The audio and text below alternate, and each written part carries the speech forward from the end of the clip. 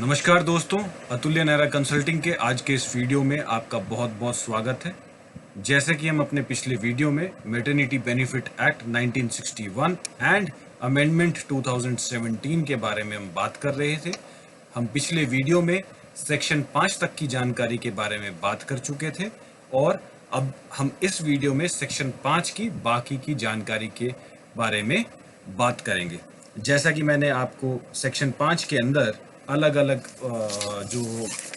सब सेक्शंस हैं उसके बारे में इंफॉर्मेशन शेयर की थी कि इसके अंदर आपको जो पेमेंट ऑफ आपके बेनिफिट हैं वो कैसे होते हैं, उसमें हमें आपको जो बताना था वो ये था कि इसके अलावा सेक्शन 5 के अंदर एक और बहुत इम्पोर्टेंट पॉइंट है जो कि बहुत सारे महिलाओं को नहीं पता और मोस्ट इम्पॉर्टेंटली कंपनीज नहीं बताती हैं। कंपनीज क्यों नहीं बताती हैं? ऑल सेट अपना खर्चा बचाना चाहती हैं, इसलिए नहीं बताती हैं। क्या उसके अंदर लिखा हुआ है? जो हमारा मैटरनिटी बेनिफिट होता है, इस बेनिफिट के लिए एज पर लॉ टेक्निकली आपको जब भी आप छुट्टी पे जा रही हैं, section 6 of maternity benefit act ये कहता है कि आपको एक नोटिस देना चाहिए कंपनी को कि दैट मैं प्रेग्नेंट हूं, मेरी due date so and so है, उससे पहले मैं इतनी तारीख को उस पे जा रही हूँ, मैटरनिटी लीव पर जा रही हूँ।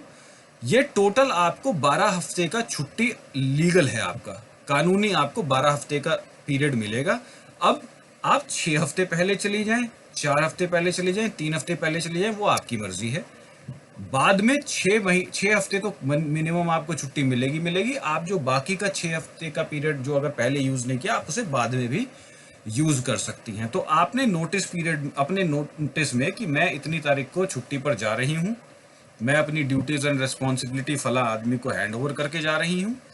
और ये इस नोटिस में आप ये भी बताएंगे कि ये खर्चा मैटरनिटी का जो बेनिफिट है ये मुझे दिया जाए या मेरे अपॉइंटेड इस नॉमिनी को दिया जाए। वो क्यों आवश्यक है नॉमिनी को अपॉइंट करना, वो बताते हैं। वो लिखा हुआ है सेक्शन 5 के अंदर, सेक्शन 5 के अंदर सब सेक्शन 3 के अंदर। सब सेक्शन 3 क्या कह रहा है कि अगर मान लीजिए प्रेगनेंसी के दौरान, डिलीवरी के दौरान कोई भी कॉम्प्लिकेशन आपको हो जाती है, गॉड फॉरबिड कोई कॉम्प्लिकेशन हो जाए और उस कॉम्प्लिकेशन में जो महिला है उसकी मृत्यु हो जाती है और बच्चा जीवित रहता है, महिला की मृत्यु होने पर भी और अगर बच्चा जीवित रहता है तो 6 हफ्ते तो पुराने और 6 हफ्ते बाद के, 6 हफ्ते पहले और 6 हफ्ते बाद के कंपनी को पूरा का पूरा जो उसका मैटरनिटी बेनिफिट बनता है वो नॉमिनी, जिसे आपने नोटिस में नियुक्त किया है, नॉमिनी को देना पड़ेगा। लॉ कह रही है ये बात, पहली बात। दूसरी बात, मान लीजिए अगर उस डिलीवरी के दौरान महिला और बच्चे दोनों की मृत्यु हो जाती है, उस केस में भी आपके नॉमिनी को जिस दिन आपकी मृत्यु हुई है उस दिन तक का बेनिफिट मिलेगा। एक्ट कह रहा है ये बहुत कम लोगों को पता है। एक्ट में लिखा हुआ है, सेक्शन 3 के अंदर एक्सप्लेनेशन है, आप देख सकती हैं। Section 5 sub section 3, section 5 sub section 3 के अंदर ये एक्सप्लेनेशन है, आप इसे पढ़ सकते हैं। टेक्निकली नोटिस आपको देना चाहिए अपने एम्प्लॉयर को अपना प्रेगनेंसी लीव पर जाने से पहले। सेक्शन 6 की जिसकी हम बात कर रहे हैं, सेक्शन 6 के अंदर ये भी है कि अगर मान लीजिए आपने नोटिस नहीं दिया तो कोई नोटिस देना कंपलसरी नहीं है। अगर मान लीजिए नोटिस नहीं देते हैं तो ऐसा नहीं है कि आप डिसएंटाइटल हैं अपने अधिकारों के लिए। आपको मैटरनिटी का अधिकार, अपने बेनिफिट तब भी मिलेगा, पहली चीज। दूसरी चीज, अगर आपने नोटिस दे दिया है, उस नोटिस की तारीख से लेकर डिलीवरी के अगले 6 हफ्ते तक आप बिल्कुल 100% छुट्टी पे मिनिमम जा सकती हैं। लेकिन आपका टोटल 12 वीक का पीरियड है, आप उसे जैसे मर्जी चाहें वैसे एडजस्ट कर सकते हैं, लेकिन अगले 6 हफ्ते के लिए तो आप डिलीवरी डेट से जा ही सकते हैं। सेक्शन 6 के अंदर यह भी डिटेल किया हुआ है कि जिस दिन आपका नोटिस अपने एम्प्लॉयर को आप दे देंगी, और जो आपकी डिलीवरी डेट है, ड्यू डेट है, नोटिस से लेकर के उस ड्यू डेट तक का जो भी पीरियड है, आपको उस पीरियड का एडवांस में दिया जाएगा आपका मैटरनिटी बेनिफिट, उस डिलीवरी डेट तक का, और उसके बाद का जो खर्चा है वो आपको बाद में दे दिया जाएगा। This is the provision. Section 7 के अंदर इसी नोटिस से जुड़ी हुई बात लिखी हुई है, विच इज कि अगर आपका जो बेनिफिट है आप नहीं लेती हैं, आपका जो भी नॉमिनी है उसको बाउंड है कंपनी आपका बेनिफिट, मैटरनिटी बेनिफिट देने के लिए। सो ये है हमारा कि हमारा मैटरनिटी बेनिफिट किस तरह से लिया जाएगा, नॉमिनी भी ले सकता है, कैसे ले सकता है। इसके अलावा जो सेक्शन 9 की बात करेंगे, सेक्शन 9 और 10 हमारे ये दो ऐसे सेक्शन हैं जिनकी अगेन महिलाओं को जानकारी नहीं है मैटरनिटी बेनिफिट एक्ट के अंदर। अभी तक हमने बात की प्रेगनेंसी की। अगर मान लीजिए आपका मिसकैरेज हो गया है और आप मिसकैरेज से संबंधित अपना कोई भी डॉक्यूमेंट कंपनी में जमा करते हैं, सो आप मिसकैरेज के केस में भी 6 हफ्तों तक की लीव पर जा सकती हैं, subject to, and leave with pay, not without pay, leave with pay पर जा सकती हैं मिसकैरेज के केस में भी, सब्जेक्ट टू आपने जो है अपने डॉक्यूमेंट्स कंपनी को सबमिट कर दिए। Section 9 of maternity benefit act. Similarly section 10 क्या कहता है? सेक्शन 10 कहता है कि अगर मान लीजिए आपकी प्रेगनेंसी, डिलीवरी,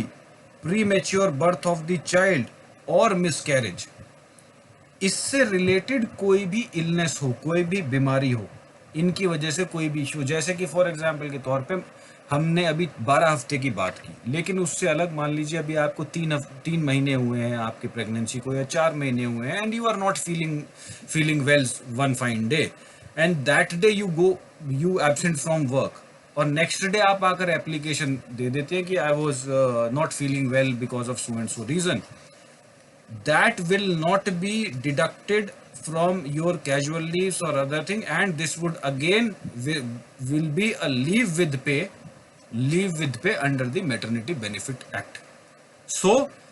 कंपनीज क्या करती हैं, आपकी जो कैजुअल लीव है या आपकी जो मंथली अलाउड लीव है उसके अंदर इसे काट देती है, और वो खत्म हो जाती है तो आपका सैलरी काटना शुरू कर देगी। नहीं, अगर आप प्रेगनेंसी से रिलेटेड या जो आपको डिलीवरी से रिलेटेड या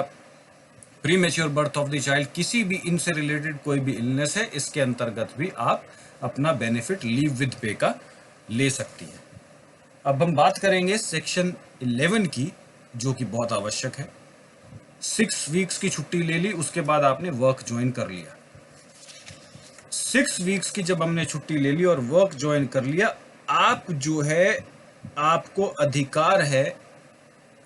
दिन में वर्किंग आवर्स में दो बार रेस्ट लेने का, 2 बार आपको जो है ब्रेक पर जाने का, पूरे दिन के काम में आप जा सकते हैं अगले 15 हफ्ते तक, 15 महीने तक, जो कि बच्चे का नर्सिंग का पीरियड है। अब हमने सेक्शन 11 में 1961 के नर्सिंग की बात, तो ब्रेक की तो बात कर ली, लेकिन नर्सिंग ब्रेक पर अगर 2 बार भी लीव में आपने जाना है, 2 बार ब्रेक पर जाना है, तो ये पॉसिबिलिटी नहीं थी कि बच्चा अगर घर पे है तो हम कैसे वो करेंगे, आने जाने में इतना समय लग जाता है। तो इसके लिए 2017 अमेंडमेंट में सेक्शन 11A ऐड किया गया, जिसके अंदर ये कहा गया कि हर वो कंपनी जिसमें 50 से ज़्यादा एम्प्लॉयज़ है, एनी कंपनी हैविंग 50 और मोर employees will necessarily have a crutch in the organization. crutch आपको देनी ही पड़ेगी अगर आपकी कंपनी में 50 या 50 से अधिक एम्प्लॉयज़ हैं, एंड हेंस अगर आपके पास 50 या 50 से अधिक आपके पास एम्प्लॉयज़ हैं तो आप क्रच रखेंगे, और उस क्रच को यूज़ करने के लिए जो नर्सिंग ब्रेक है, आपको नर्सिंग ब्रेक आपको देना पड़ेगा। जिसने अभी उस महिला को जिसने अभी डिलीवरी किया है, और या साथ में बाकी सारी ऑल भी फैसिलिटीज जो भी क्रच से संबंधित है, वो सारी फैसिलिटीज आप देंगे, और इस क्रच में आपको 4 बार, दिन में 4 बार जाने का अधिकार होगा। अपने बच्चे से मिलने के लिए 4 बार जा सकती है नर्सिंग ब्रेक के लिए आप। Section 11A of the maternity benefit act amendment 2017। हम अपने इस वीडियो के अब लास्ट पार्ट में, इस इंफॉर्मेशन के लास्ट पार्ट के बारे में बात करेंगे, जो कि हमारा बहुत इंपॉर्टेंट है, अब के टाइम से रिलेटेड और भी ज़्यादा इंपॉर्टेंट है। अगर मान लीजिए आपको कंपनी डिसमिसल का या नोटिस दे देती है या निकालने की बात करती है ड्यूरिंग योर प्रेगनेंसी पीरियड, उस केस में आपके पास 100% अधिकार है कि अगर आपको कंपनी किसी भी तरह से डराती है, धमकाती है, नौकरी छोड़ने के लिए कहती है, स्पेशली तब जब आपने छुट्टी ली हो प्रेगनेंसी की वजह से, या कोई भी छुट्टी एज इन 1-2 दिन की अगर आपने छुट्टी ली हो या एब्सेंट हो गई हो आप वर्क से प्रेगनेंसी के चलते, और आपको उसके बेसिस पर ये डिसमिसल की बात करते हैं, आपको डिसमिस नहीं कर सकते। और आपके पास जो प्रावधान है, आपके पास जो इस एक्ट के अंदर जो दिया गया है, वो ये दिया गया है कि आप इंस्पेक्टर अपॉइंटेड होते हैं स्पेशली मैटरनिटी बेनिफिट एक्ट के अंदर, जो कि लेबर कमिश्नर के ऑफिस में होते हैं। आप डिस्ट्रिक्ट मजिस्ट्रेट के यहाँ पे भी कंप्लेंट डाल सकते हैं, लेबर कमिश्नर के यहाँ पे मैटरनिटी बेनिफिट के जो से रिलेटेड जो इंस्पेक्टर्स होते हैं, अपॉइंटेड इंस्पेक्टर हैं, गवर्नमेंट की रिस्पॉन्सिबिलिटी है, गवर्नमेंट ने अपॉइंट किए हुए हैं, उनको आप एक चिट्ठी दे सकती हैं जिसके अंतर्गत कंप्लेंट दे सकती हैं, जिसके अंतर्गत वो आपको आपके जो भी ड्यू बेनिफिट्स हैं वो बेनिफिट्स आपको दिलवाएंगे। जैसा कि मैंने वीडियो के पहले बीच में कहा कि कंपनी कुछ ना कुछ एब्सर्ड रीजन देके भी अगर आपको वो करती है, तो अगर वो रीजंस आपको लगता है कि ये गलत है, कंपनी कुछ भी कह के कि भाई मिस बिहेवियर है या XYZ anything related to performance, कुछ भी कह के आपको निकालने का कह सकते हैं, बिकॉज वो आपके टर्मिनेशन क्लॉज से जुड़ा हुआ है। तो आपको निकालने की अगर कोई भी बहाना देती है कंपनी और आपको लगता है कि ये गलत है, ये इसलिए गलत है क्योंकि ये एक्चुअली बचना चाहते हैं मेटर्निटी के बेनिफिट देने से, लेकिन कहानियां सुना रहे हैं, so you can always make an appeal for that. Again, you can file a complaint to the inspector that this is what has happened to you, and accordingly आपका उसमें आपको जो बेनिफिट होगा मैटरनिटी का, वो आपको बेनिफिट मिल जाएगा। अगर मान लीजिए अंडर एनी सर्कमस्टांसेस आपकी कंपनी आपको बेनिफिट्स देने से कतराती है, बचती है, और आपकी इंस्पेक्टर जो है वो एस्टेब्लिश कर देते हैं, ये स्पेशली उन एम्प्लॉयर्स के लिए जो ज़्यादा स्मार्ट बन के ये बचते हैं इससे। सो माय डियर एम्प्लॉयर्स, इसमें आपके पास बचने का रास्ता बिल्कुल भी नहीं है, बिकॉज जैसा कि मैंने एक्सप्लेन किया इसके अंदर कि मैटरनिटी बेनिफिट के एक्ट के अंदर क्या क्या अधिकार है महिलाओं के पास। 3 महीने की सज़ा है इसमें अगर आप किसी भी महिला को उसके अधिकार मैटरनिटी बेनिफिट एक्ट के अंदर देने से बचते हैं या आप उस अधिकार को देने की चोरी करते हैं। सो आपको 3 महीने तक की सज़ा हो सकती है, या अगर आप इंस्पेक्टर को उसका काम नहीं करने देते, अगर वो आपसे कोई भी डॉक्यूमेंट्स मांगता है उसके महिला की एम्प्लॉयमेंट से रिलेटेड, वो नहीं देते, देन ऑल्सो आपको जो है अप टू 3 महीने की सज़ा हो सकती है, और बाकी जैसा भी वो इंस्पेक्टर डिसाइड करे, that is how you need to act. मैं आशा करता हूं आप लोगों को मेरा ये वीडियो पसंद आया हो, क्योंकि आप लोगों के हित के लिए मैटरनिटी बेनिफिट एक्ट के अंतर्गत ये वीडियो बनाया है, उसकी जानकारी देने के लिए। होप आपको ये वीडियो पसंद आया हो। अगर आपको ये वीडियो पसंद आया हो तो आपसे रिक्वेस्ट है, प्लीज़ इस वीडियो को लाइक कीजिए, मेरे चैनल को सब्सक्राइब कीजिए। मैं आगे भी इसी तरह के इन्फॉर्मेशन वाले वीडियोस आपको आपके साथ शेयर करता रहूँगा। वीडियो देखने के लिए बहुत बहुत धन्यवाद।